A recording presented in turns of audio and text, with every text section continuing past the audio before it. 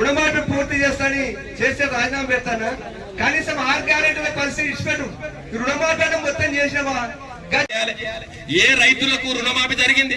ఉదాహరణ ఒక గ్రామం ఉంటుంది, ఆ గ్రామంలో 150 నుంచి రైతులకు రుణమాఫీ జరగాల్సి ఉంటే ఓన్లీ 30 మందికి 25 మందికి రుణమాఫీ జరిగిన గ్రామాల్లో సాధన చేసుకున్నాం. మన అంజన నాయకత్వంలో ఎక్కడికక్కడ 100 మంది రుణమాఫీ జరగాలి. అంజన నాయకత్వంలో రేపు ఎల్లుండి పెట్టి ఒక అల్టిమేటం జారీ చేద్దాం. లేదు, ఈ రోజు పరిస్థితి ఏమైంది? 10 సంవత్సరాలు ప్రభుత్వంలో ఉన్న సంక్షేమ ప్రభుత్వం, ఈ రోజు ప్రభుత్వం వచ్చి సంవత్సరాలు కాలే, 6 నెలలు కాలే. ఇప్పుడు వాళ్ళకి ఏంటంటే ఆధార్ కార్డు కావాలంట, ఏ పాస్బుక్ కావాలంట. హామీ ఇచ్చినా చెప్పాలిగా, అన్నింటినీ చేస్తాను అన్నాడుగా. అదే ఇట్లా ఎంతమంది ఉంటారు, ఎంతమంది లోన్ తీసుకోవాలని వివరాలు సేకరిస్తారు. అంటే బ్యాంకులు అడగాలి, బ్యాంకులకు అవసరం పాస్బుక్ కానీ, దాని టైటిల్ అవసరం, బ్యాంక్ అవసరం. ప్రభుత్వానికి ఏమవసరం? అప్పు తీసుకోవడా లేదా? నేను మొన్న ఇంతకుముందు ఏది బీసీ స్టాండింగ్ కమిటీ చైర్మన్ ఉన్నప్పుడు మా దాన్ని ఆల్రెడీ టెంపరీగా అవుట్సోర్సింగ్ ఎప్పుడో తీసేసి 11 ఎప్పుడో తీసేసి ఆయన కూడా మాట్లాడాలి. ఇప్పుడు నేర్చుకున్నారని నేను అనే స్టార్ట్ అయిన పని గత 60 నుంచి ఎంత పని అయింది. తెలంగాణలో వ్యవసాయాన్ని పండుగ చేసినటువంటి మహానాయకుడైనటువంటి కేసీఆర్ గారు గడచిన నెల రోజులుగా కాంగ్రెస్ ప్రభుత్వం రుణమాఫీ పేరిట చేస్తున్నటువంటి ద్రోహాన్ని ఎండగట్టాలి. ఏ రైతాంగ ప్రయోజనాల కోసం, ఏ తెలంగాణ ప్రయోజనాల కోసం అయితే రాష్ట్రాన్ని సాధించడం జరిగిందో ఆ రాష్ట్రంలో కాంగ్రెస్ నేతృత్వంలో ప్రజాద్రోహ పాలన కొనసాగుతుంది. కాబట్టి రైతుల ఓట్లతోని అధికారంలోకి వచ్చి ఆ రైతులకు ద్రోహం చేస్తున్నటువంటి తీరును చూసి ఖిన్నుడైనటువంటి కేసీఆర్ గారు ఇవాళ రైతాంగం పక్షాన మళ్ళీ టీఆర్ఎస్ పార్టీ, బీఆర్ఎస్ పార్టీ కథన రంగంలోకి దూకాలి.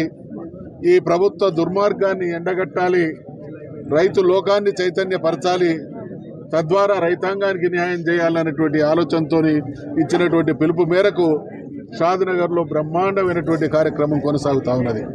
మిత్రులారా, ఈ సందర్భంగా గడిచిన 7-8 మాసాలుగా కాంగ్రెస్ పాలన చేస్తున్నటువంటి నిర్వాకం, ప్రత్యేకించి రైతాంగానికి చేస్తున్నటువంటి ద్రోహం మనమందరం కూడా చూసినాం.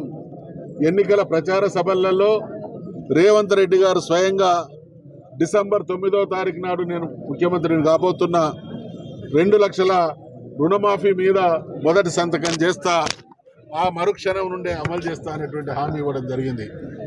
అయితే ఆయన డిసెంబర్ 9న పదవీ ప్రమాణ స్వీకారం చేయలే. డిసెంబర్ 7వ తారీఖుని అంటే ఆయన అధికారం కోసం సమయాన్ని 2 రోజులు ముందుకు జరిపిండు. ఆ తర్వాత 9వ తారీఖు తర్వాత 100 రోజులు అన్నారు, ఆగస్టు 15 అన్నారు. రకరకాలుగా మభ్యపెట్టేటువంటి మాటలు మాట్లాడుతూ ఉన్నారు. పోయిన బడ్జెట్ సమావేశాల సందర్భంగా, అంతకుముందు ఓటాన్ అకౌంట్ సందర్భంగా కూడా వాళ్ళు రాసినటువంటి పుస్తకంలో గత ప్రభుత్వం చేసిన అప్పులు తెలుసు, తప్పులు తెలుసు, మేము అన్నిటికీ అతీతంగా ఇచ్చినటువంటి ప్రతి హామీని, మాటను నిలబెట్టుకుంటామన్నారు. ఇవాళ పచ్చి మోసం. బహుశా ప్రపంచ చరిత్రలో ఇంత వాస్తవాన్ని వక్రీకరించి మసిబూసి మారేడుగా చేసేటువంటి పాలన ఎక్కడన్నా ఉంది అనంటే అది తెలంగాణలో మాత్రమే. మీరందరూ కూడా గౌరవప్రదమైనటువంటి పాత్రికేయ రంగంలో ఉన్నటువంటి మిత్రులు, మీరు కూడా అన్ని విషయాలు తెలిసినటువంటి వాళ్ళు. ఆ రోజు వాళ్ళు చెప్పింది 47 లక్షల మంది రుణగ్రహీతలు ఉన్నారు, దాదాపు 40,000 అని ఒకసారి, 49,000 అని ఒకసారి అన్నారు. ఆ తర్వాత దాన్ని 31,000 కోట్లుగా మళ్ళీ కుదించిళ్ళు. తర్వాత బడ్జెట్ విషయానికి వచ్చినప్పుడు బడ్జెట్లో కేటాయించింది మాత్రం 26,000 కోట్లు మాత్రమే. నిన్న మొన్న మంత్రి గారు మేము 18,000 కోట్ల వరకు ఇచ్చినామని అంటున్నారు. వాస్తవానికి రైతాంగానికి ముట్టింది 7,500 కోట్లు మాత్రమే. అంటే 15-20% కూడా వాళ్ళు చెప్పిన దాని ప్రకారంగా రైతాంగానికి చేరలేదు. ఒకవైపు వాస్తవాలు ఈ రకంగా ఉంటే ప్రతి అంశాన్ని కూడా వక్రీకరించి అన్ని 6 కార్యక్రమాలని అమలు చేసినాం అనేటువంటి బోగస్ మాటలు చెప్పడం. రైతాంగ ప్రయోజనాల కోసం బీఆర్ఎస్ ప్రభుత్వం ఏం చేసిందో మీరందరూ చూస్తున్నారు. సకాలంలో ఎరువులు ఇచ్చినాం, సకాలంలో విత్తనాలు ఇచ్చినాం, సకాలంలో సాగునీరు ఇచ్చినాం, కరెంట్ ఇచ్చినాం, రైతు వాళ్ళకి సపోర్ట్గా మీకు రైతు బంధు కార్యక్రమాన్ని ఇచ్చినాం, అనేక గిడ్డంగుల్ని గోదాములు కట్టించినాం, తర్వాత అనేక కొనుగోలు కేంద్రాలను ఏర్పాటు చేసినాం. ఈ రకంగా అడుగడుగున రైతాంగం కోసం పనిచేసినటువంటి పాలన కేసీఆర్ గారి పాలన అయితే ఈరోజు మాత్రం వాళ్ళ ఉసురు పోసుకునేటువంటి ప్రయత్నం జరుగుతూ ఉన్నది. మరి తెలంగాణలో కానీ మనకు సామెత ఉన్నది, రైతు ఏడిచిన రాజ్యం ఎద్దేడిచినటువంటి వ్యవసాయం బాగుపడదు అనేటువంటిది నానుడి. ఈరోజు అది పునరావృతం అవుతా ఉన్నది. బీఆర్ఎస్ పార్టీకి 14 సంవత్సరాల కాలం పాటు సుదీర్ఘమైనటువంటి పోరాటం చేసి తెలంగాణ రాష్ట్రాన్ని సాధించినటువంటి చరిత్ర ఉన్నది. తెలంగాణ వద్దన్నటువంటి వాళ్ళ మెడలు వంచిన చరిత్ర ఉన్నది. ఢిల్లీ పాలకులతో మెప్పించి ఒప్పించినటువంటి చరిత్ర ఉన్నది. ఇవాళ తెలంగాణ ప్రయోజనాలకు భంగం కలిగితే, తెలంగాణ రైతాంగానికి అన్యాయం జరిగితే మళ్ళీ 2000 సంవత్సరం నుంచి 2014 వరకు తెలంగాణ ఉద్యమకారులు, తెలంగాణ ప్రజానీకం ఎటువంటి సాహసోపేతమైనటువంటి పోరాటానికి సిద్ధమైనలో అవసరమైతే చరిత్రను పునరావృతం చేస్తామని హెచ్చరిస్తా ఉన్నాం. గవర్నమెంట్ ప్రతిసారి ముఖ్యమంత్రి గారు కానీ మంత్రులు గారు కానీ మేము రైతులు రుణమాఫీ పూర్తిగా చేసినామనే మాటలు మాట్లాడుతున్నారు. దాని గురించే ఇక్కడ ఉన్న రైతులు నడితే తెలిసిపోతుంది ఎంతమందికి రుణమాఫీ అయింది, ఎంతమంది గారు చెప్తారు. వాడిని ఏదో కొన్ని నిబంధనలు పెట్టి తొలితేనే హామీ ఇచ్చేటప్పుడే చెప్పాలి, మేము ఈ విధంగా అయితేనే చేస్తాం, ఈ విధంగా ఉంటేనే చేస్తామని. కానీ పాస్బుక్ కానీ టైటిల్ డీడ్ కానీ ఆధార్ కార్డు కానీ అవన్నీ చూపించాలంటే అవి టైటిల్ డీడ్ కానీ పాస్బుక్లు కానీ అప్పిచ్చే బ్యాంకులకు అవసరం, అవి వాళ్ళకి పూచికత్తుగా కొరకు అవసరం. కానీ ప్రభుత్వానికి ఏం అవసరం? రుణమాఫీ చేయమన్నా బ్యాంకులకు గెలిచి ఎవరి పేర్ల మీద రుణంలో చెప్పమంటే వాళ్ళు చెప్తారు, అవి మాఫీ చేస్తే అయిపోతాయిగా. కానీ డొంక తిరుగు మాట్లాడుకుంటా అందరికి రుణమాఫీ చేసామని. అదేవిధంగా మేము ఎంత చేస్తుంటే కూడా బీఆర్ఎస్ పార్టీ వాళ్ళు గగ్గోలు పెడతామని అన్నారు. గగ్గోలు పెట్టలే, మీరు పెట్టిపిస్తున్నారు. మీరేమన్నారు? మేము మొత్తం చేసిన హరీష్ రావు గారిని రాజీనామా చేయమన్నారు. హరీష్ రావు గారు అట్లండి మీరు డిసెంబర్ 9 రుణాన్ని తీసుకోండి వెంటనే తీసుకోండి, డిసెంబర్ 9 తారీఖునే మాఫ్ చేస్తామన్నావు. అది పోయింది.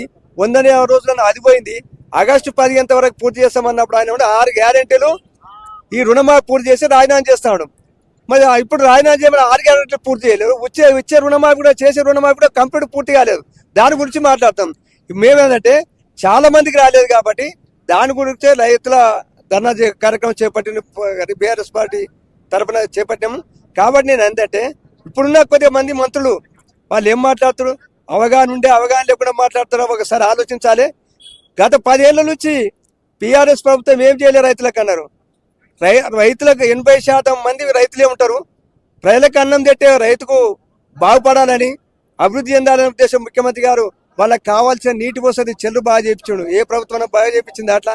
అదేవిధంగా రైతు పెట్టుబడికి ప్రపంచం లెక్కలేని విధంగా రైతు పెట్టుబడి ఇచ్చిండు.